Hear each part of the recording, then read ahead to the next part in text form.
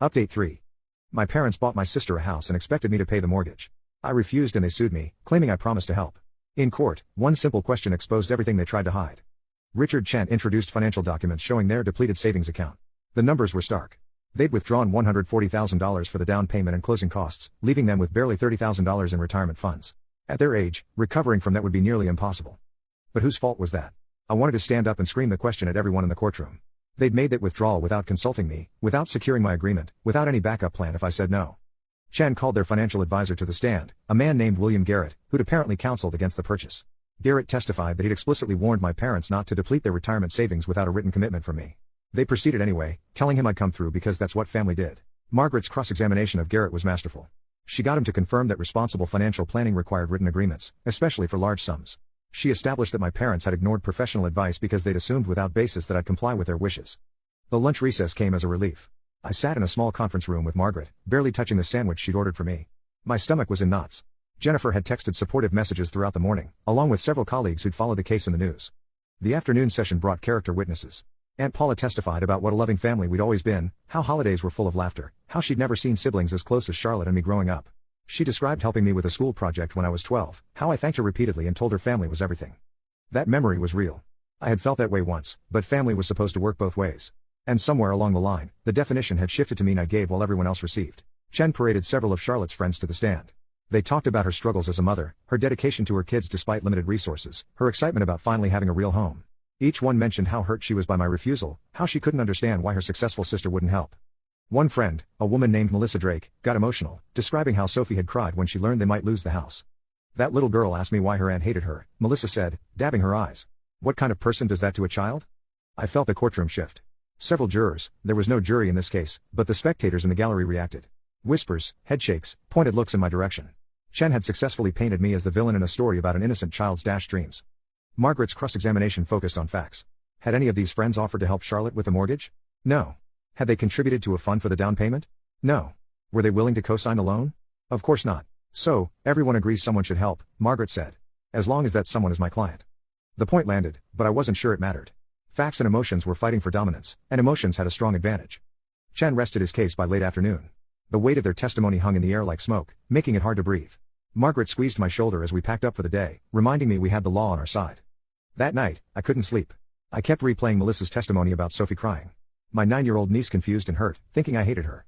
The image was devastating, but giving in now wouldn't fix that. It would just teach Sophie that manipulation worked, that crying got you what you wanted, regardless of reality or responsibility. Wasn't that the same lesson that had turned Charlotte into someone who couldn't manage her own finances? The next morning brought my testimony. Margaret had coached me extensively on staying calm, answering only what was asked, avoiding emotional reactions.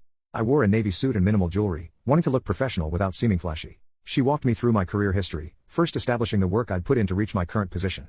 Starting as a junior analyst, working my way up through sheer determination, endless extra hours. My first apartment had been a studio with broken heating, but the rent was cheap enough to let me save aggressively. Did you inherit money from anyone? Margaret asked. No.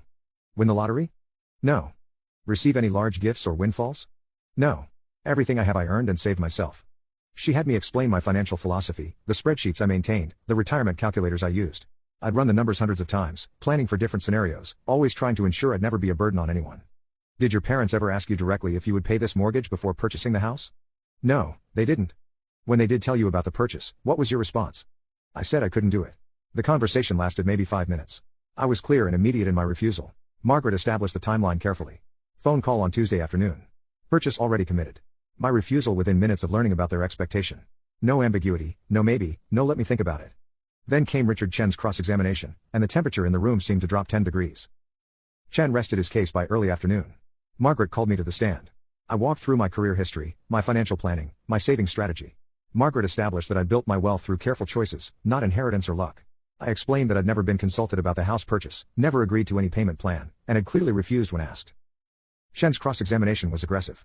He questioned my values, my priorities, my relationship with my niece and nephew. I kept my answers short and factual, refusing to let him provoke an emotional response. Do you love your sister? He asked. Yes. Do you want her children to have a stable home? Of course. Then why won't you help them? Because helping would mean enabling financial irresponsibility and sacrificing my own security for a decision I wasn't part of making. Chen pressed harder, but I held steady. Margaret had prepared me well. He pulled out bank statements showing my savings account balance. You have over $400,000 in liquid savings alone. Correct. Yes. And investment accounts totaling another $600,000 approximately. Yes. So, you have over $1 million while your sister struggles to keep a roof over her children's heads. Margaret objected. Relevance, Your Honor. My client's financial status doesn't create an obligation. It speaks to her ability to help, Chen countered. Judge Morrison allowed the line of questioning to continue, though she looked skeptical. Chen hammered on the disparity between my wealth and Charlotte's poverty. He brought up every luxury I purchased in the past 5 years. A new laptop, a weekend trip to Vermont, a gym membership. Each one was framed as evidence of my selfishness. You can afford a $1,200 laptop, but won't help your niece have her own bedroom? He asked. I took a breath before answering. That laptop is a work tool, and yes, I make different financial choices than my sister because I have different priorities and career paths. That doesn't make her children my financial responsibility. Even when your parents explicitly relied on you? They never asked me. They assumed. There's a significant legal and ethical difference.